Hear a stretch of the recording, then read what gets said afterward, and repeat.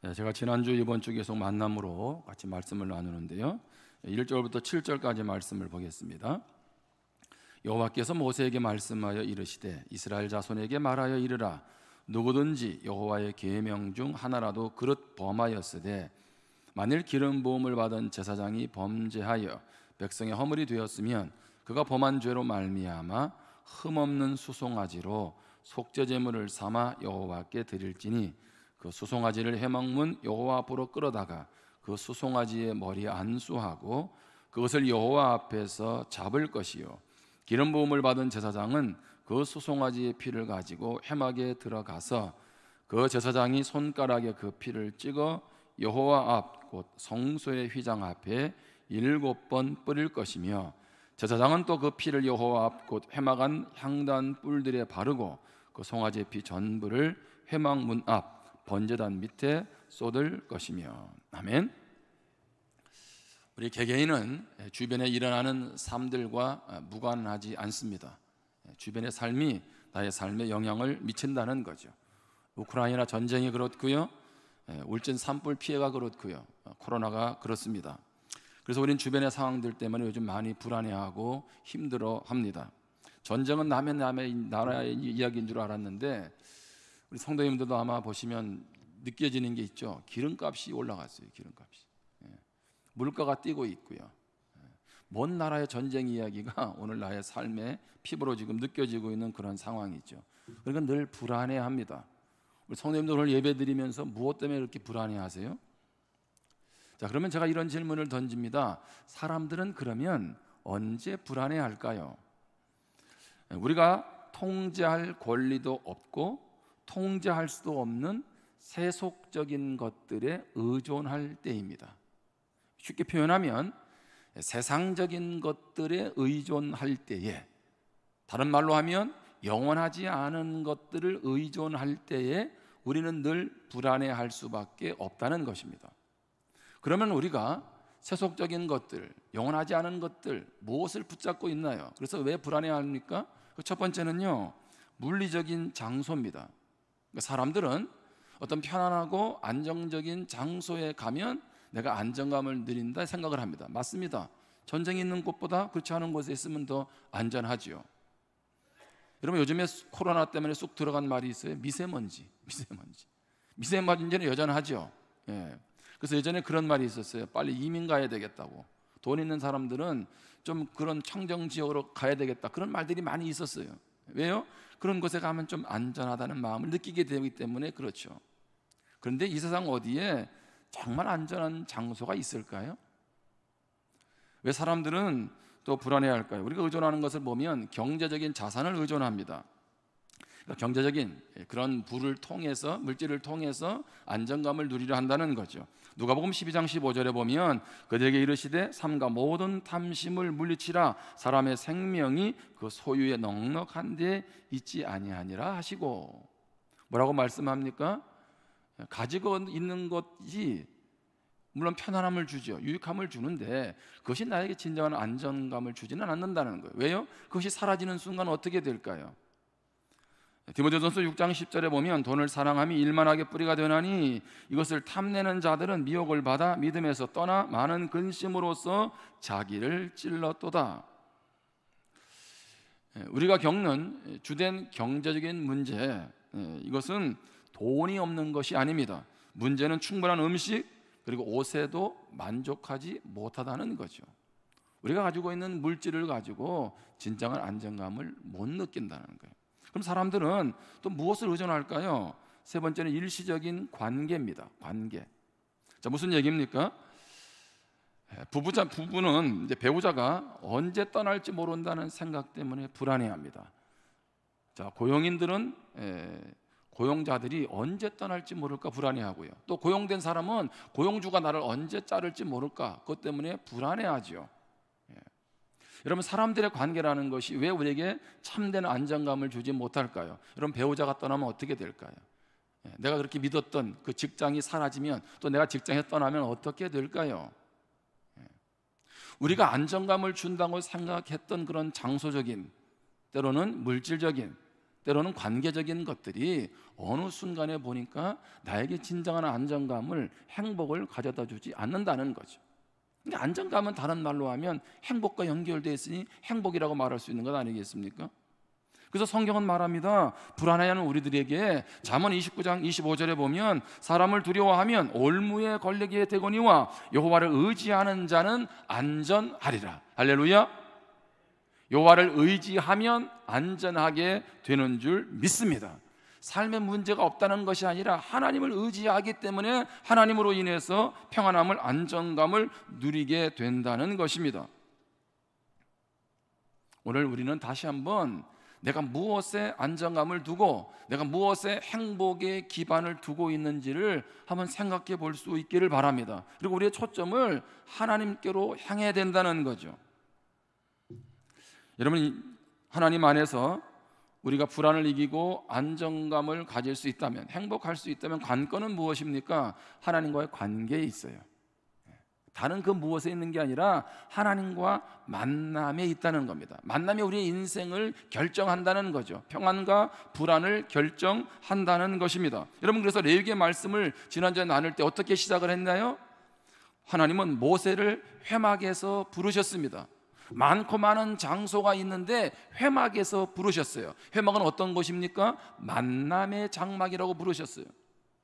그러니까 하나님은 레위기를 통해서 우리에게 뭘 말하고 있는 거예요? 인생의 가장 중요한 것은 나와의 만남이 있다는 거예요. 그래서 그것이 우리가 드려지는 예배의 현장이든지 아니면 삶의 자리에서든지 주님을 만나는 것이 중요하다는 겁니다.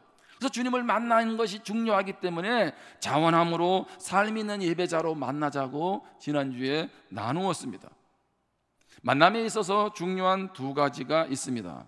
그것은 하나님이 누구신지를 제대로 아는 것입니다. 다시 말합니다. 하나님이 어떤 분인지를 제대로 아는 것이 중요하고요. 두 번째는 하나님의 자녀로서 우리가 누구인지를 아는 것입니다. 여러분, 하나님 아버지가 전지전능하고 하나님 아버지가 능치 못함이 없고 그런 하나님이 아버지라고 한다 해도 하나님 아버지가 어떤 분인지를 제대로 모르면 그 하나님 아버지의 풍성함이 나의 풍성함이 될 수가 없다는 거죠. 하나님을 오해하며 살아갈 수 있잖아요. 하나님은 무서운 하나님으로, 내가 조금만 잘못해도 나를 혼내는 하나님으로. 여러분, 그러면 신앙생활이 얼마나 불안하고 초조하겠습니까? 그러니까 하나님을 제대로 모르니까 하나님을 제대로 못 만나는 거죠. 뿐만 아니라 하나님의 자녀로서 내가 누구인지를 아는 게 왜 중요합니까? 이 말은 다시 말하면 내가 하나님의 자녀라고 하는 정체성을 분명히 해야 된다는 거예요. 자, 사람들은요, 하나님이 보는 나를 보기보다는 자기가 자라왔을 때 경험, 부모님이 나를 어떻게 대했는지, 주변 사람이 나를 어떻게 대했는지, 그런 것을 가지고 나 자신의 정체성을 형성하는 경우들을 보게 됩니다.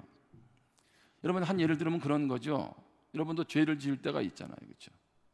그리고 자기의 삶을 볼 때 하나님 앞에 이런 생각이 들어요. 하나님이 나 같은 사람을 사랑하실까? 여러분, 그런 생각 안 해보셨어요?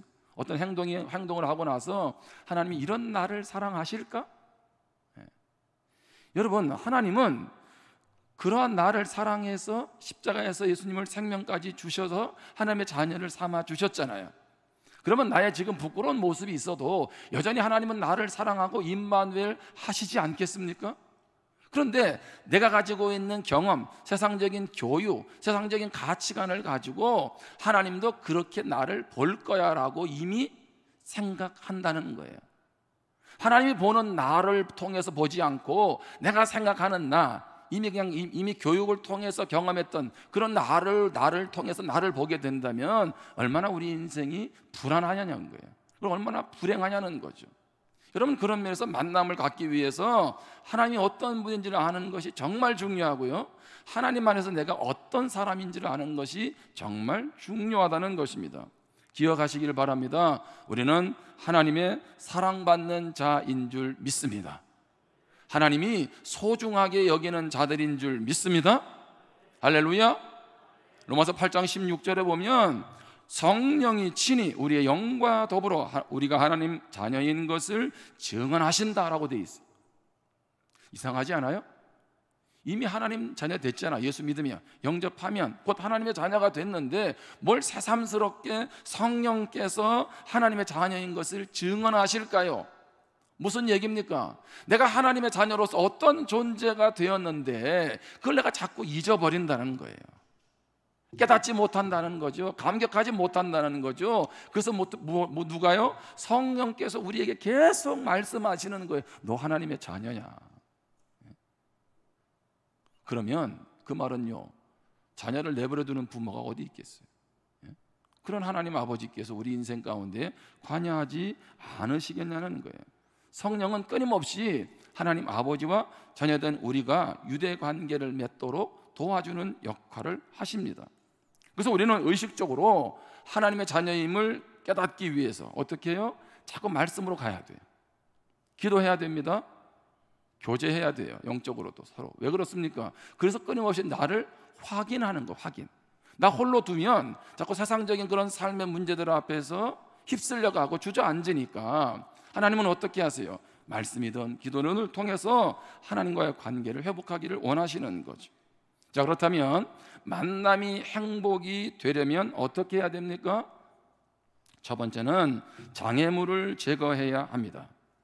장애물. 자, 우리 만남의 장애물은 무엇일까요? 그것은 바로 죄입니다. 죄. 자, 우리가 레위기 말씀을 묵상하면서 번제, 소제, 화목제, 그리고 무슨 제가 있어요? 속죄제, 속건제가 있죠. 죄를 다루는 대표적인 제사가 속죄제, 속건제입니다. 자, 속건제는 뭘까요? 속건제는요, 남에게 죄를 지었는데 재산상의 피해를 입혔을 때 거기에 대해서 배상의 책임을 묻는 거죠. 그래서 배상해야 된다. 그게 속건제입니다. 그런데 오늘 본문에 다루고 있는 속죄제는 무엇입니까? 하나님의 말씀을 알아요. 그래서 불순종하면 안 된다는 걸 압니다. 그런데 의도치 않게 죄를 지을 때가 있어요. 그리고 내가 죄를 지었는데 내가 죄 지은 것도 모를 수 있어요. 예를 들면 그런 거잖아요. 이렇게 운전하다가 뭐 접촉사고 간단하게 낼 수도 있어요. 그렇죠? 특히 주차장 같은 데서. 근데 나는 그걸 못 느꼈단 말이에요. 근데 나중에 누가 연락이 왔어요. 왜 내 차를 긁어놓고 그냥 갔냐고. 이런 경우 뭐예요? 물론 알면서도 도망간 케이스도 있지만 사실 나도 못 느꼈어요. 근데 그런 일들이 일어나죠. 그럴 때 그것에 대해서 하나님 앞에 회개하는 거죠. 자, 그런데 속죄제는요, 누가 드려야 됩니까? 온 이스라엘 백성이 다 드려야 돼. 제사장도, 그 다음에 지도자들도, 평민들도, 극빈층까지도 다 드려야 됩니다. 이것을 갖다가 4장 1절부터 5장 13절까지 길게 다루고 있어요. 자, 레위기 4장 2절입니다. 이스라엘 자손에게 말하여 이르라. 누구든지 여호와의 계명 중 하나라도 그릇 범하였으되. 자, 이스라엘 백성들 중에 여기 보면 죄를 지었는데 어떻게 해요? 그릇 범하였다. 이 말은 뭡니까? 나도 몰랐다는 거예요. 부주의하게 실수로라는 얘기예요. 13절 더 볼까요? 만일 이스라엘 온 회중이 여호와의 계명 중 하나라도 부지 중에 범하여 허물이 있으나 스스로 깨닫지 못하다가, 이렇게 되어 있어요. 이게 부지 중이라는 말은 무엇입니까? 자기도 모르게 지금 죄를 짓고 있는 그런 것을 말씀해 주고 있는 거죠. 여러분, 그런 생각이 안 드세요? 내가 알면서 지은 죄뿐만 아니라 나도 모르게 지은 죄까지 해결하라는 거예요. 내가 지금 그건 의도적으로 한 게 아니잖아요.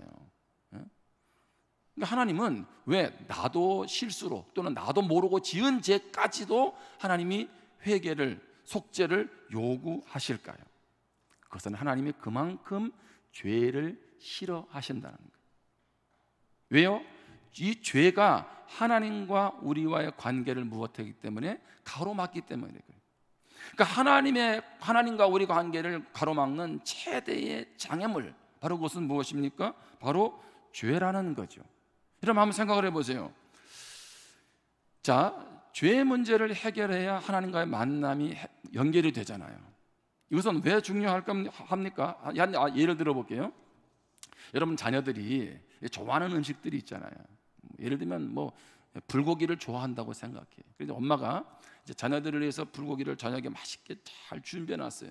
평상시 같으면 아이가 막 달려들어서 와 하고 막 젓갈질을 하면서 먹어도 될 건데, 엄마가 먹으라는 건데도 얘가 쭈뼛쭈뼛해.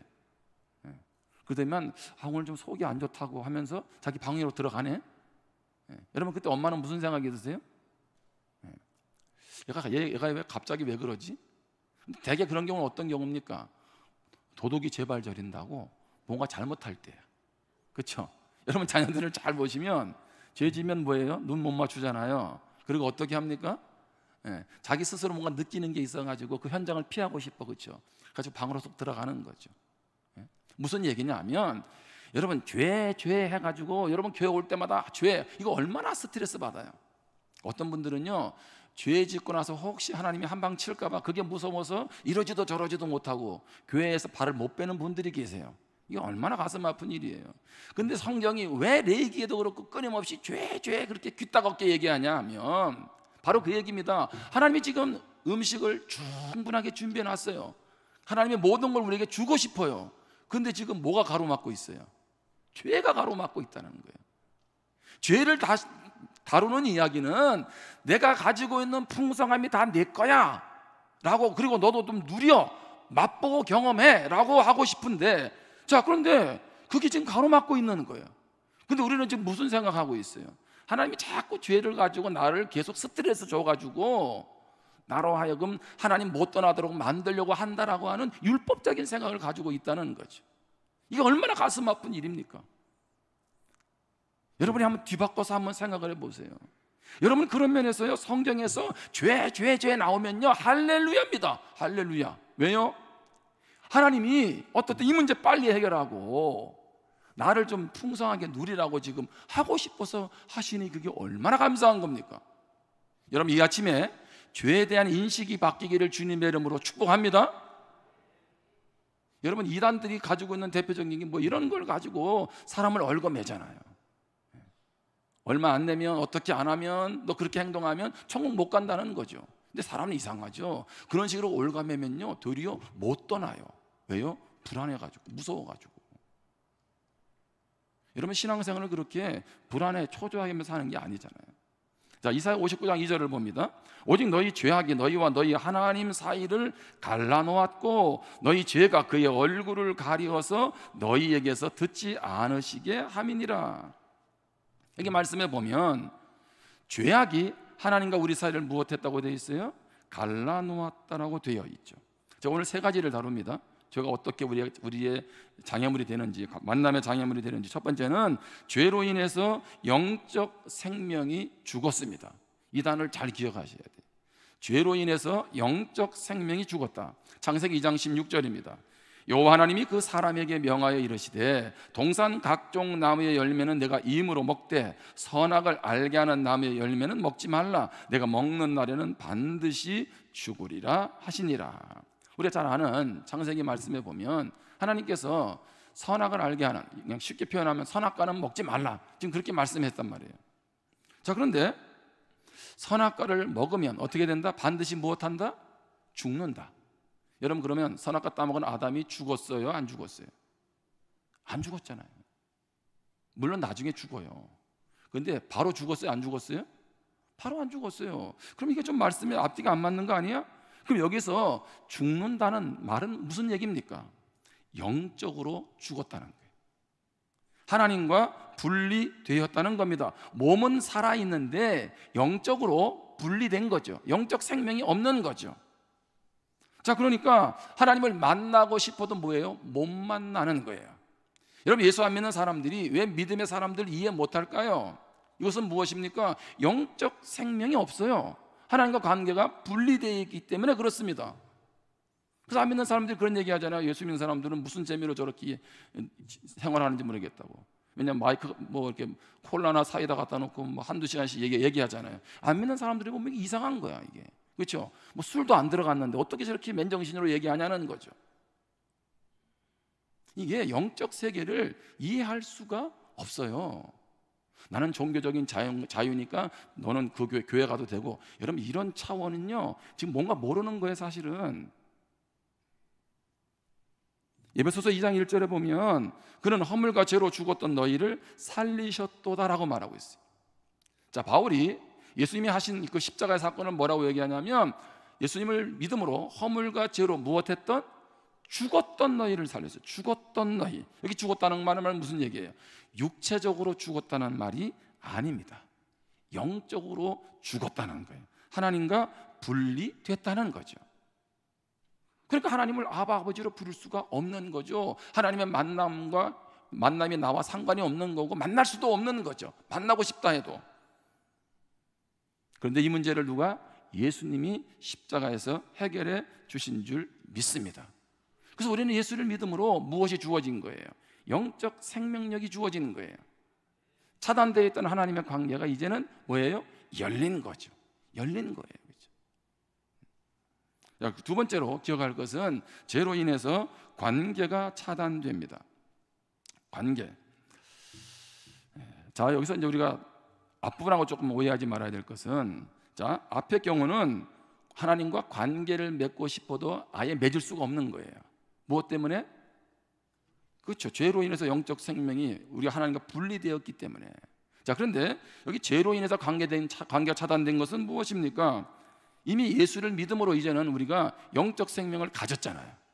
하나님과 언제든지 무엇할 수 있어요? 만날 수 있어요. 관계 맺을 수 있다는 거예요. 근데 지금 무엇이 가로막고 있다?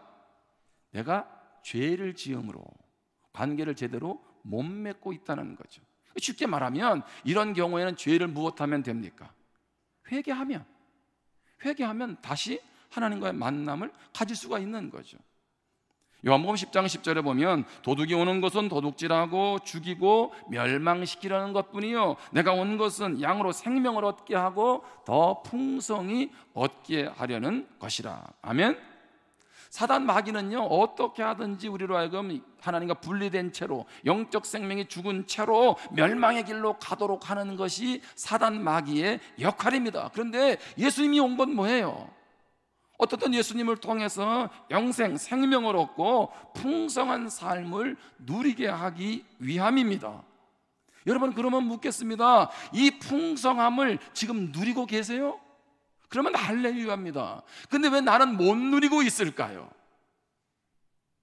이미 하나님과 영적 생명이 관계가 회복되었음에도 불구하고 죄 가운데 머무르고 있다면, 그렇다면 어떻게 해요? 그 하나님과의 만남이 이루어지지 않는다는 거예요.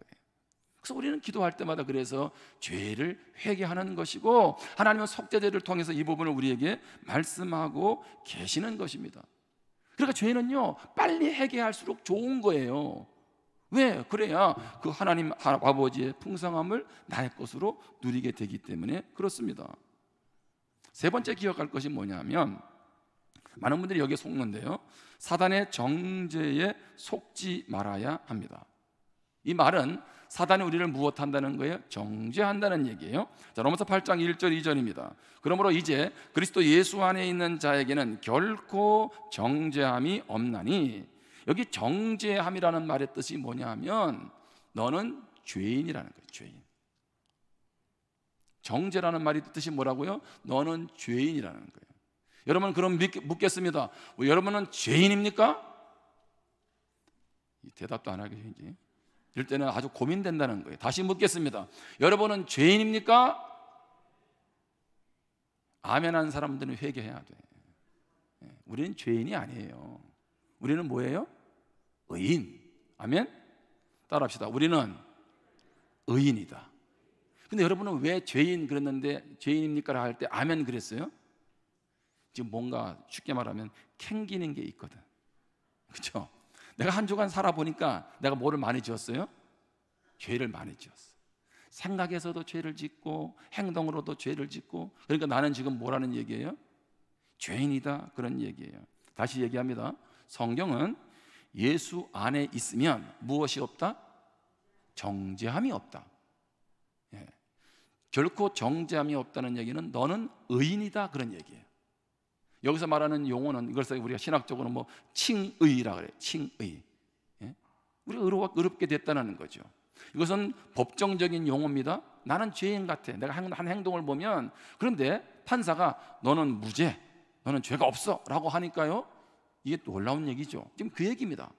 내 모습을 보면 의로운 구석이 별로 없는데 예수님으로 말미암아 우리를 무죄라고 선포한 거예요. 그것이 가능한 것은 2절에 보면 이는 그리스도 예수 안에 있는 생명의 성령의 법이 죄와 사망의 법에서 너를 해방하였음이니라. 아멘.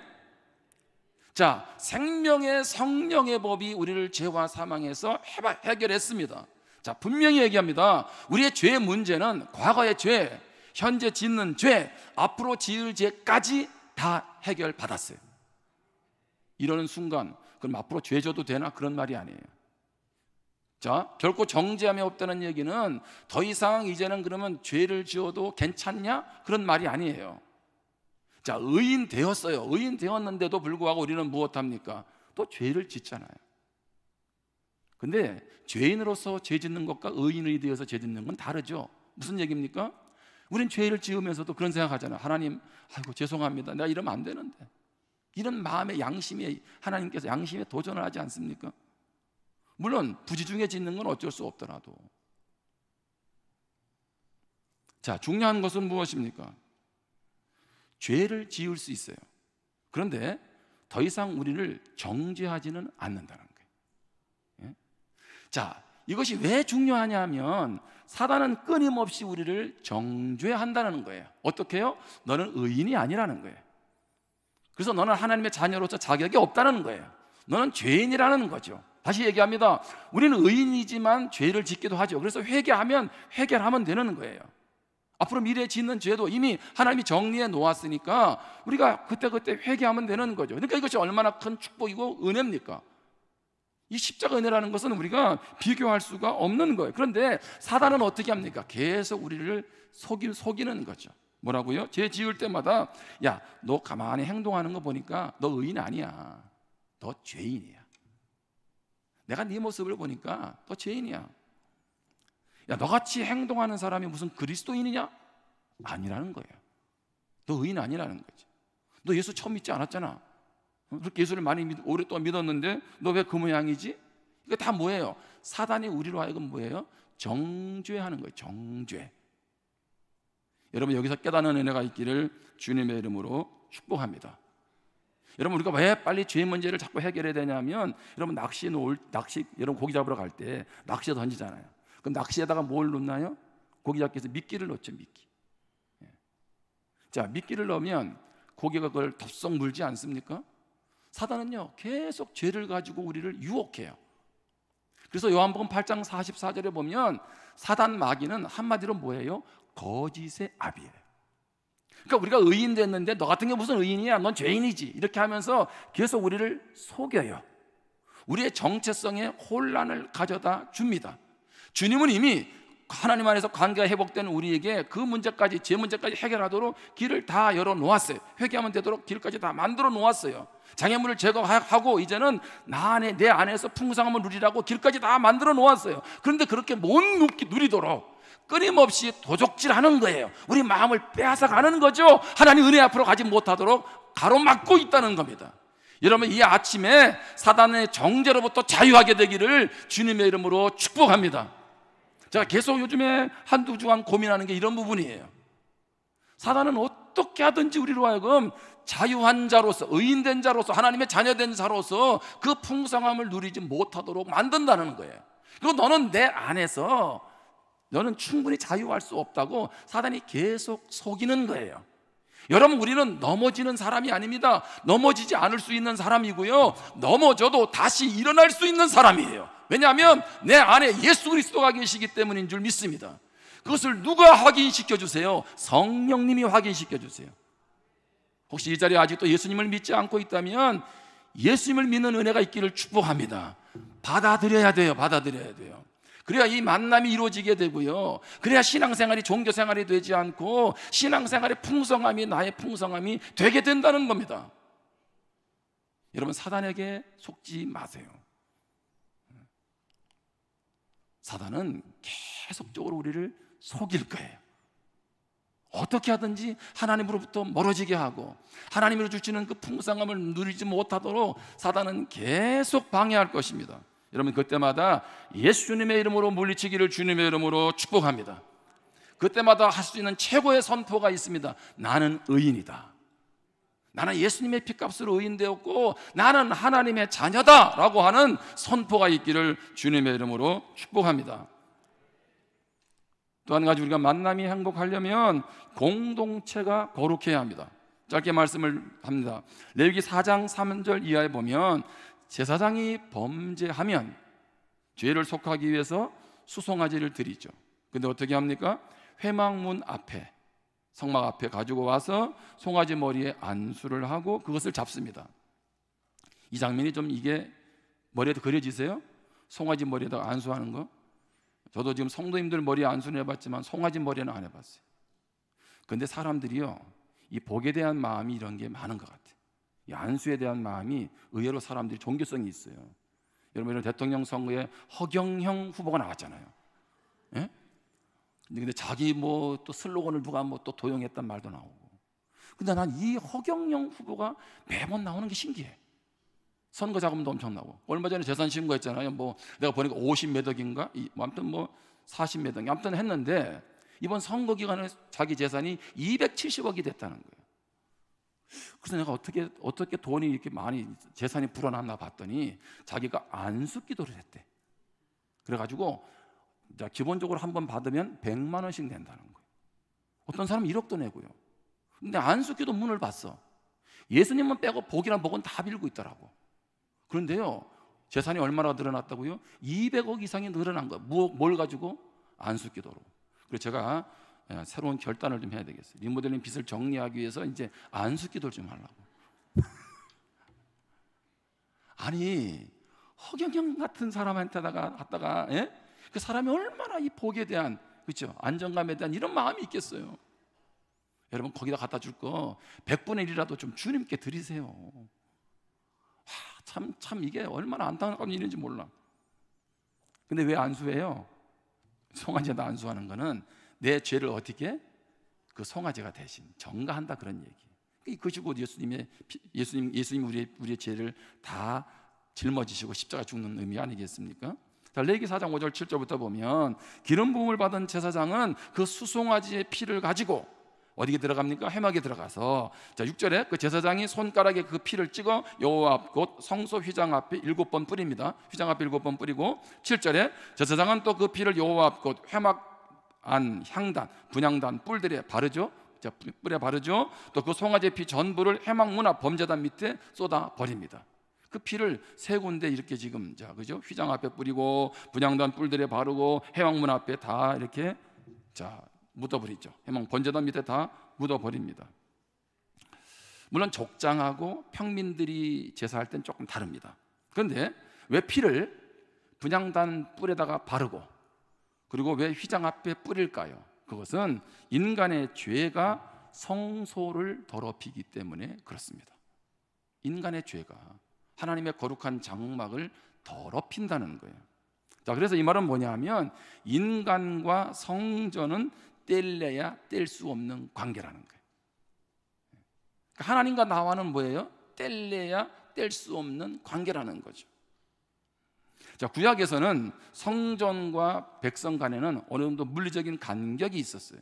그런데 시내산에서 언약을 맺을 때에, 자, 모세가 피 반을 제단에 뿌리고 피 반을 백성들에게 뿌리게 되죠. 이 말은 뭐냐 하면 하나님과 우리 사이에는 뭐예요? 이제는 언약 관계로 뗄래야 뗄 수 없는 관계가 되었다는 거예요. 자, 그것을 온전히 이루신 분이 누굽니까? 그것이 바로 예수 그리스도고 그것이 바로 십자가의 사건입니다. 그래서 우리는 하나님과 뗄래야 뗄 수 없는 관계가 된 거예요. 자, 그런데 우리는 주로 하나님과 나와의 관계만 그렇게 됐다고 생각하는데 성경은요, 공동체와 하나님도 그렇게 되어 있다는 거죠. 다른 말로 하면 나도 하나님이 거하는 성전이지만 교회도 하나님이 거하는 성전이라는 거예요. 고린도서 3장 16절입니다. 너희는 너희가 하나님의 성전인 것과 하나님의 성령이 너희 안에 계시는 것을 알지 못하느냐. 여기서 말하는 너희는 개인이 아니고 공동체예요. 공동체가 하나님의 성전이고 하나님의 성령이 거하기에 17절에 누구든지 하나님의 성전을 더럽히면 하나님이 그 사람을 멸하시리라. 하나님의 성전은 거룩하니 너희도 그러하니라. 아멘. 성전은 나 개인이기도 하지만 성전은 곧 무엇입니까? 교회 공동체입니다. 이 말은 무슨 얘기예요? 내가 거룩하지 못하면 공동체도 더러워진다는 거예요. 그러니까 나와 공동체가 별개가 아니고, 마치 주님과 나와의 관계, 교회의 관계가 별개가 아닌 것처럼 오늘 나의 삶, 나의 죄는 나의 죄로만 끝나지 않아요. 여러분, 가정에서 예를 들면 아버지가 바람을 피웠어요. 그러면 아버지의 문제로 끝나나요? 고스란히 가족에게 큰 아픔과 상처로 다가오잖아요. 마찬가지라는 거예요. 교회 안에서 나 혼자만이 아니라는 거예요. 교회는 하나님의 공동체도 된다는 거죠. 그러면서 교회의 거룩을 꿈꾼다면 내가 거룩하기를 힘써야 되고요, 교회가 거룩되지 못하면 그것 때문에 아파하고 기도해야 된다는 겁니다. 하나님은 교회 공동체를 그렇게 귀하게 보고 계시는 거죠. 여러분, 그래서 이스라엘 백성들이 하나님 앞에 범죄할 때 그들이 어떻게 합니까? 돌이킬 수 없는 큰 범죄 앞에, 적들이 쳐들어오는 그런 위험한 상황들 앞에 그들이 미스바에 모여가지고 민족 전체가 금식하며 회개하지 않습니까? 아니 뭐 한 사람만 하면 되지, 실제로 문제 있는 사람 하면 되지. 아니요, 온 민족이 기도해요. 온 민족이. 여러분, 그런 면에서 나 개인의 거룩뿐만 아니라 공동체가 어떻게 하나님 앞에 거룩해야 되는지는 중요한 겁니다. 공동체가 거룩해야 하나님이 부산교회 가운데 성령으로 역사하죠. 거룩하지 않은데 어떻게 하나님의 영광이 나타납니까? 제가 말씀드리잖아요. 코로나가 문제가 아니라고 하나님의 영광이 임하고 있느냐 임하지 않느냐가 문제입니다. 지금 이런 상황에서도 살아계신 하나님이 오늘 나에게 살아계신 하나님으로 경험되느냐가 문제지. 예배는 잘 못 올 수도 있어요, 여러 가지 상황 때문에. 그런데 그 만남이 없다면 교회는 존재할 수도 없고 우리의 신앙은 아무런 의미도 없다는 거예요. 지금 우리가 고민할 것은 코로나의 어떤 방송 장비, 새로운 미디어, 그런 것이 중요한 게 아니라 더 중요한 건 뭐예요? 개개인이 하나님을 만나야 되고 우리 교회 공동체가 하나님을 만나야 되는 거예요. 할렐루야. 그러기 위해서 우리는 거룩해야 합니다. 그러므로 우리는 개인의 차원을 넘어서 공동체에 오염되어지는 것이 있다면 그것을 애통함으로 기도해야 돼요. 공동체 가운데 죄악을 범하는 사람이 있다면 그것 때문에 안타까워 같이 기도해야 됩니다. 결코 나의 문제와 별개가 아니라는 거예요.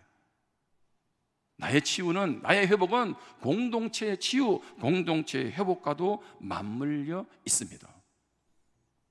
이제 말씀을 마무리합니다. 시편 23편 1절입니다. 우리 잘 아는 말씀이죠. 여호와는 나의 목자시니 내게 부족함이 없으리로다. 제가 한 번씩 이 말씀을 자꾸 묵상하게 돼요.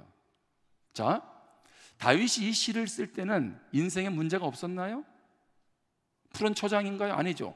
다윗이 인생의 가장 깊은 고난 가운데 있을 때예요. 그가 그렇게 기도하고 그렇게 해결되기를 원하는 문제가 해결되지 않았어요.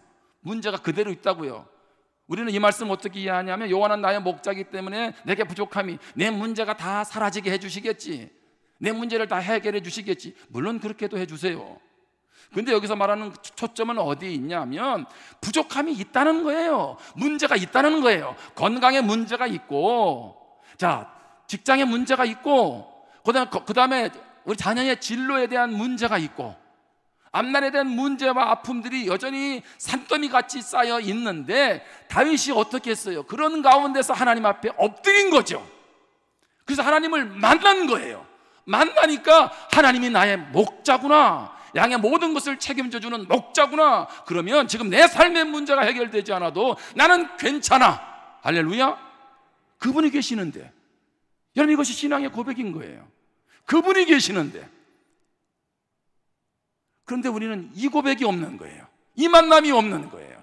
그러니까 다 만날 부족한 거죠.